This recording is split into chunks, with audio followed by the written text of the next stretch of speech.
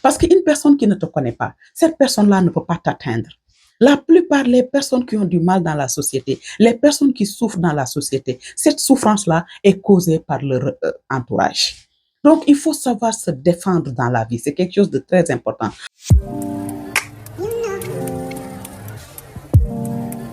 Salut mes amours, comment vous allez? J'espère que vous allez bien et même si ça ne va pas, ça va bien aller. Bienvenue sur votre chaîne YouTube Ramatalks.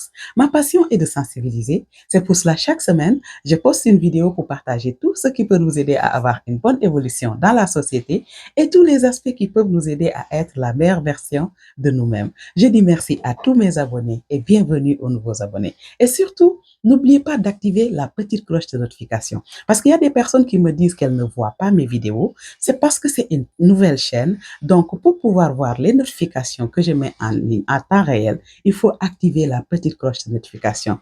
Et n'oubliez pas de laisser un commentaire si vous avez des suggestions, des conseils. Et si vous voulez qu'on parle d'un sujet, laissez-moi un commentaire. Ça en fera énormément plaisir. Et surtout, aimez les vidéos parce que ça aide la chaîne à aller de l'avant. C'est toujours un plaisir de partager avec vous.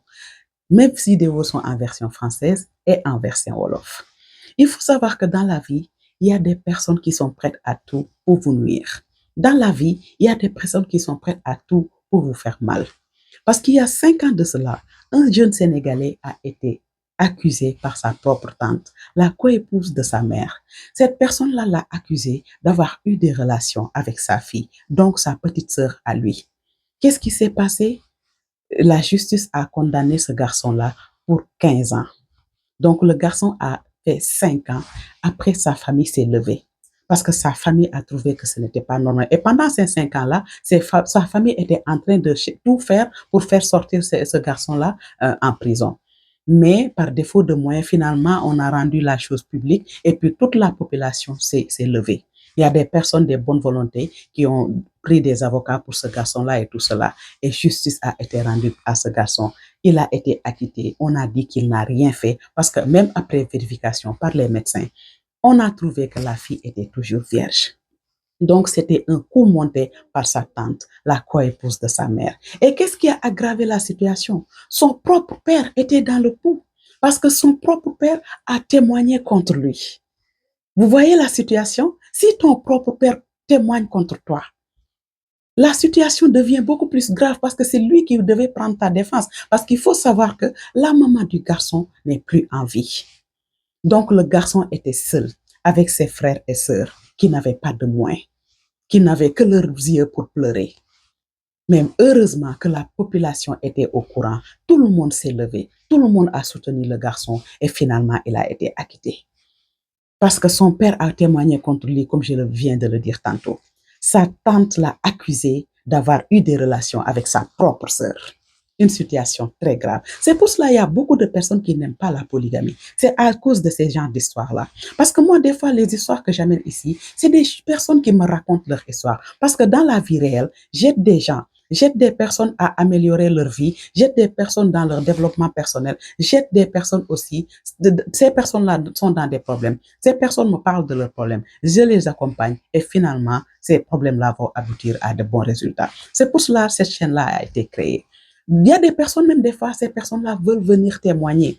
Mais ces personnes-là ne sont pas à l'aise devant les caméras. C'est pour cela. Mais ce sont des histoires réelles et des faits de société qui se passent dans cette chaîne-là.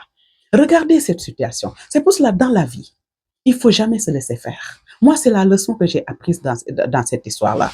Il ne faut jamais se laisser faire. Tant qu'on sait qu'on n'est pas coupable, tant qu'on sait qu'on a la conscience tranquille, tant qu'on sait qu'on n'a rien fait de ce que l'on nous accuse, il ne faut jamais baisser les bras. Parce que comme je le dis à chaque fois, la vie ne te fait pas de cadeaux. Si tu ne sais pas te défendre devant une situation, on va t'anéantir. Parce qu'il y a des personnes, ces personnes-là, ce qui leur fait plaisir, c'est de nuire la vie des autres. C'est d'amener des problèmes aux autres. C'est de créer des problèmes aux autres. Et ces personnes-là sont à l'aise dans la société. Parce que moi, je me dis que ces personnes-là sont malades.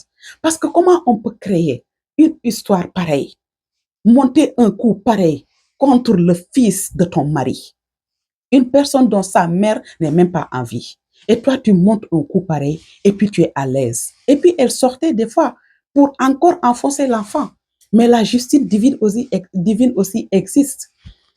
Et puis sa famille aussi n'a pas lâché prise. Et l'enfant aussi était toujours conscient qu'un jour, justice sera rendue. Parce qu'il était innocent, il n'a rien fait. Et aujourd'hui, c'est cette réalité-là qui est là. Donc, il faut savoir se défendre dans la vie. Moi, c'est cette leçon-là que j'ai apprise. Il ne faut pas se laisser faire. Parce qu'il y a des personnes très mal intentionnées qui nous entourent. Des fois, avec cette personne-là, on vit dans la même maison. Des fois, cette personne-là sont dans notre entourage restreint.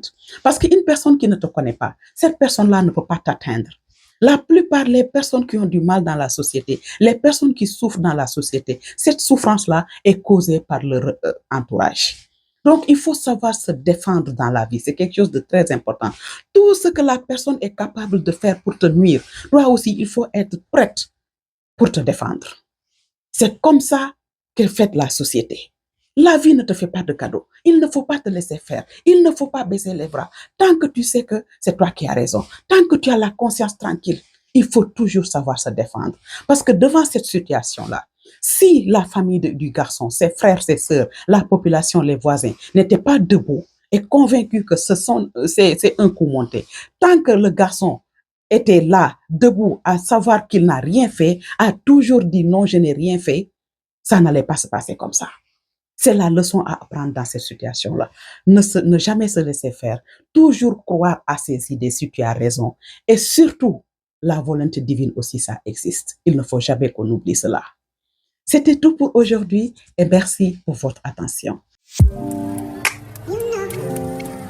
Sama mbokk yi maa ngi leen di nuyu maa ngi leen di ziyaara maa ngi leen di dalal jàmm te di ko sàkku ci yéen di leen ñaanal jàmm di leen ñaanal xéwal ak sutura bu sax dàkk sama mbégte ak sama bànneex mooy di sensibiliser di waxtaan ak suñu mbokk yi di waxtaan ak société bi ndax ni ma koy waxee saa su nekk rek société bi ni muy yaatu góor la ak jigéen boobu nag ñu ko séq moo tax ñëpp la suñuy waxtaan di concerné maa ngi leen di kontaanee bu baax a baax di dalal sama abonné yëpp nag di leen wax jërëjëf te di leen wax ni bu leen fàtte activer petite cloche de notification bi parce que dafay am ay nit ñu bëri ñu may wax ni duñuy gis sama vidéo c'est un peu normal parce que chaîne bu bees la chaîne bu bees nag dafa am loo xamante ni moom mooy tax mu dem ci kanam mooy heure boo abonné rek nga bës cloche bi parce que cloche boobu boo ko bësee heure bu ma dugalee vidéo rek yow da nga koy gis bu ko defee nga seetaan ko boo ko seetaanee ba pare tamit nga aimé ko loolu dafay soutenir chaîne bi parce que suñu passion leen rek la mooy sensibiliser lépp lu ñu fi indi ci thème lu nit dund la yu ci bare nit ñi ñoo koy dund wala mu nekk fait de société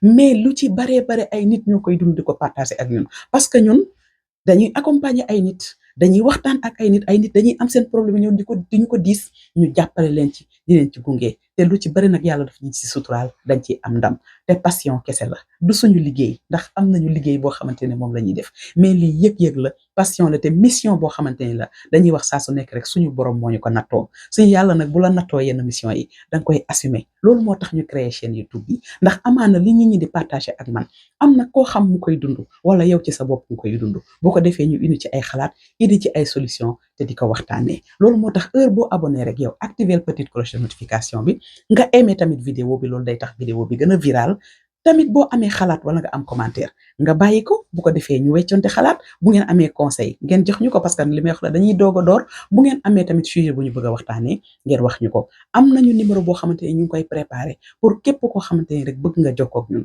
bëgg nga wax ak ñun bëgg nga ñu diit sa soxla ñu waxtaanee ko partage parce que léeg-léeg wax sax dafay féexal xol wax rek génne li nekk sa xol loolu dafay féexal xol loolu lépp mi ngi ci yoon bi ñu ngi leen di kontaanee bu baax a baax cas bi ñu leen indil nag tey mooy kaaw Fallou Fall ku ne xam na ko Sénégal ñëpp a bég tey ñëpp a kontaan ci li nga xamante ne ni moo fa xew ndaxte li am nag dafa métti woon juróomi at nit tëdd ko kaso te deful waxul ndax lan wujjee ndax am na ñoo xamante ni li ma koy waxee saa su ne li tax nit ñi bëgguñu wujjee li tax nit ñi ragal wujjee am na ñoo xamante ni dañuy wujjee ba wujjee ki nga xamante ni dafa tëdd ci biir suuf ndax xale bii nga xamante ni tey tegoon nañ ko nattu bi yaayam dundul papaam jël beneen soxna soosu ñëw ci kër gi lii am ba xale bi tey tëdd kaso mu nekk lu métti mu accusé ko ni dafa tëddee doomam dafa sàkk doomam rakkam bi nga xamante ne ñoo bokk benn bàyyi te li tax cas bi garaawoon nag papam ci boppam dafa doon soutenir tantam parce que papam nekk woon ak sagoom doom yi nag heureusement comprendre nañu loolu heureusement xam nañ ni seen papa li mu nekkee tayu ko kon moom nañu ko bàyyi côté ba lijjanti problème bi